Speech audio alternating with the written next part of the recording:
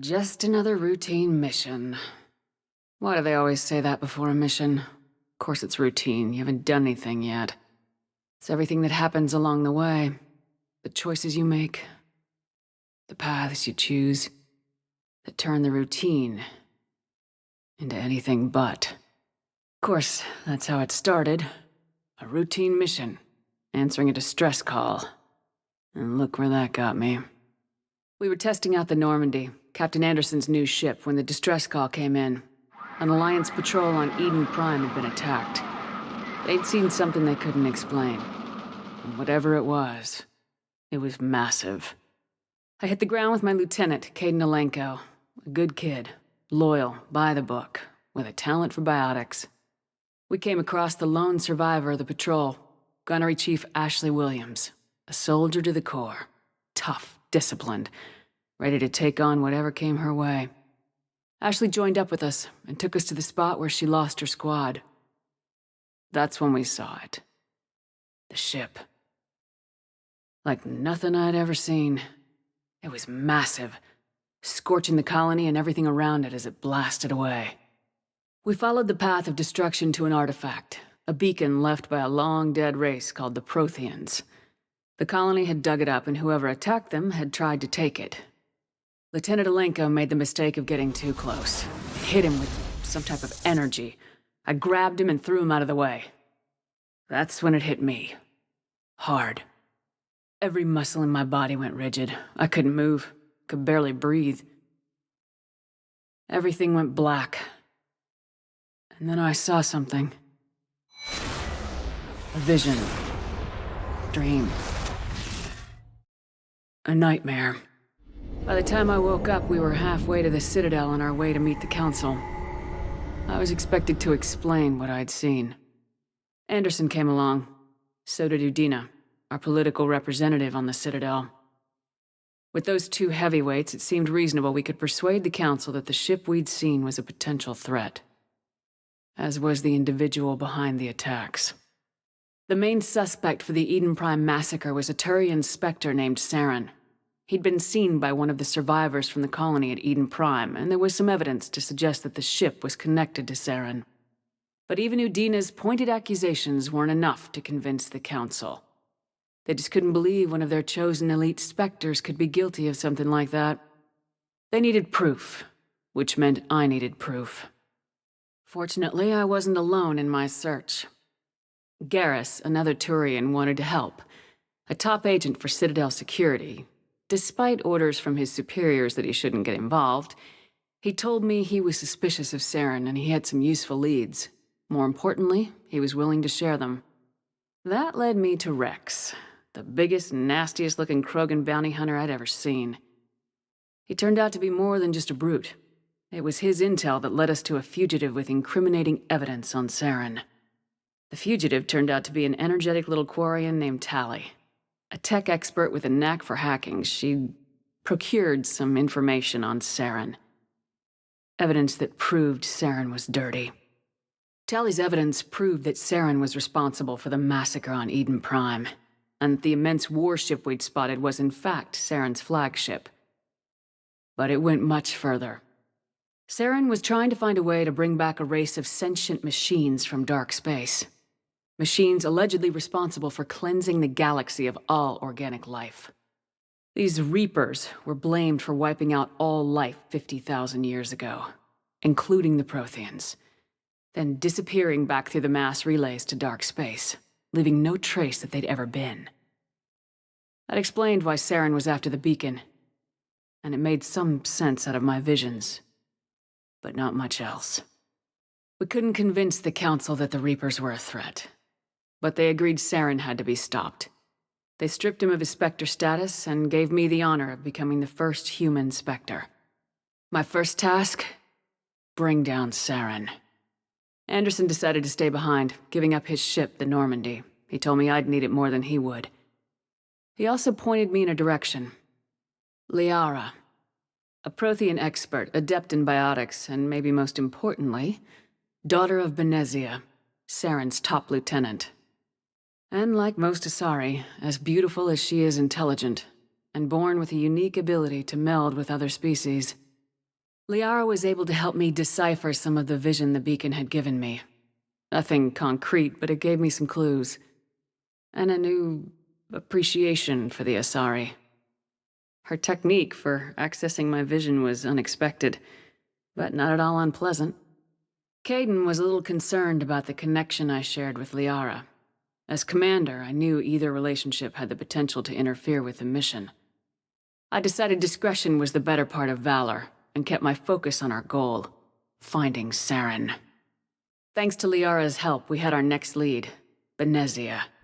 Saren had taken her to Noveria, where he'd enslaved the queen of a dangerous race of insect-like creatures, the Rachni. He ordered Benezia to use the same technique Liara had used on me to extract information from the Rachni queen. The queen's drones were everywhere, and they were not happy. We had to fight through hundreds of them to get to Benezia. By the time we arrived, Saren was gone, with the information. I tried to reason with Benezia, but Saren had indoctrinated her. He had somehow acquired the ability to control people's actions and wills. Benezia wouldn't surrender, and Liara was forced to watch her mother die in her arms. And I was left with an angry, dangerous Rachni queen to deal with. She claimed her drones would do no harm if I released her. But the Rachni had terrorized the galaxy before. I couldn't do it. I wouldn't doom an entire species for past sins. And the queen was true to her word. She left and took her army of drones with her. With Saren's top lieutenant dead, he was quickly running out of time and places to hide. I tracked him down at his base on Vermeer, but we soon learned it was more than a base of operations. It was a breeding ground. Saren was breeding an army of Krogan. He'd found a cure for the genophage, a disease inflicted on the Krogan to prevent them from breeding and taking over the galaxy. But the Krogan Saren was breeding were slaves, mindless beasts that obeyed Saren's will. I had to destroy the base and all its research. Rex disagreed, violently. Rex wanted the genophage cure for his people. I tried to convince him to help me destroy it, that these Krogan weren't real. But he wouldn't back down. He just couldn't be reasoned with, and I couldn't let the base be saved, even if it meant curing the Krogan. Saren had to be stopped. When we finally got to the center of the base, I realized just how close Saren was to completing his plan. He was already in communication with the Reapers. Sovereign, Saren's flagship we'd all assumed was just a ship, was a Reaper. It spoke to me, threatened me. I could feel the menace it had for every living thing. It wanted me dead. It wanted us all dead. And I knew it was capable of doing just that. What I couldn't understand was why Saren would help it. But there was no time to think about it. Sovereign knew where we were. We had to destroy the base and get the hell out. I split my team into 2 squads, sending Ash with one and Kaidan with the other as a distraction. We had a nuke and we planned to use it. Before we could detonate the bomb, Saren showed up. We fought. I stalled him to make time for my team. And in talking to him, I realized the truth. It wasn't Saren who was indoctrinating everyone. It was Sovereign, the Reaper. And Saren was in deeper than all of them. He tried to convince me he was still in control. Said he'd found a way to reduce the Reaper's influence, but he was kidding himself. Or believing the lies Sovereign was telling him. Before I could convince him to stop, he ran, leaving me just seconds to extract my squad mates. I tried, but it wasn't fast enough. I could only save one of them. Kaidan was a good man and a great soldier. But I had to choose. And I chose Ash.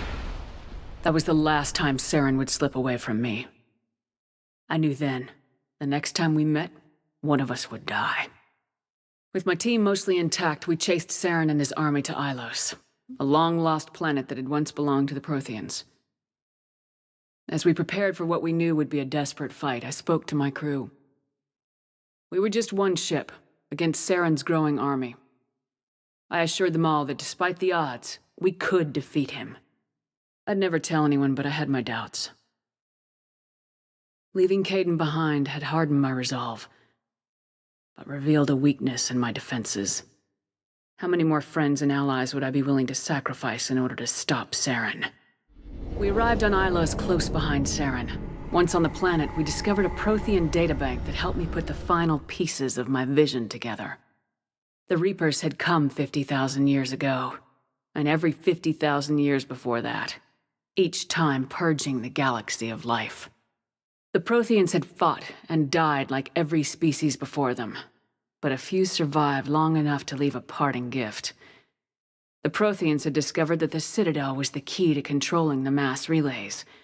By sabotaging the Citadel, they found a way to close the relays to dark space, slowing the Reapers' return, giving us the time we needed to find a solution to stop the Reapers once and for all. Saren knew this. He was leading his army to take control of the Citadel and re-establish the relays to dark space, bringing the waiting Reapers here to destroy us all. We followed him to the Citadel. It was intact, but heavily damaged. He'd caught the Council fleets by surprise, and they were only now regrouping. And with Saren as his flagship, there was little hope that the fleets could counterattack with enough strength to take back the Citadel. But Saren was done running, and I was done chasing him. As the Alliance and Council fleets battled Saren's army outside the Citadel, I cornered the Turian bastard in the Citadel tower and confronted him. He died believing that the Reapers would save him. As I fought to regain control of the Citadel, the Council's flagship, the Destiny Ascension, fell under attack. Despite Saren's death, Sovereign and Saren's army continued to fight. The Council was aboard the Destiny Ascension and they were requesting assistance. But I knew in order to help them, I would have to put our human Alliance fleet in jeopardy. The Council could be replaced. The fleets were needed here and now if we were going to defeat Sovereign. Even with the Citadel back in my control, Saren defeated and the Normandy leading the combined galactic fleet, the battle against Sovereign, a single Reaper, was relentless. It took the combined fleets of humanity and the other races, but in the end, Sovereign fell. But the costs were immense. While humanity's efforts in the war earned us our first seat on the Council, it was a hollow victory. The Reapers were still out there. I knew the fight was far from over, but as the one who'd led the fight against Saren, I was given new responsibilities. The choice of humanity's first counselor was left to me to decide. On the one hand, Udina, the lifetime politician, ruthless and ambitious. He would easily navigate the political landmines that would soon be placed before him. The other choice, Captain Anderson, the career soldier. Tough but fair. But a friend, and someone I could trust. Both great leaders in their own right. Anderson didn't want the job, which was a sure sign he'd be perfect for it. No ambition to get in the way. The war was over. The threat had passed. In time, the Council would rebuild itself. The Citadel could be repaired. Even the pain of lost friends would fade. But none of that mattered if the Reapers were still out there. And if they were all as powerful as Sovereign, we had to find a way to stop them. I had to find a way. I gathered my crew, took my ship, and went in search of answers.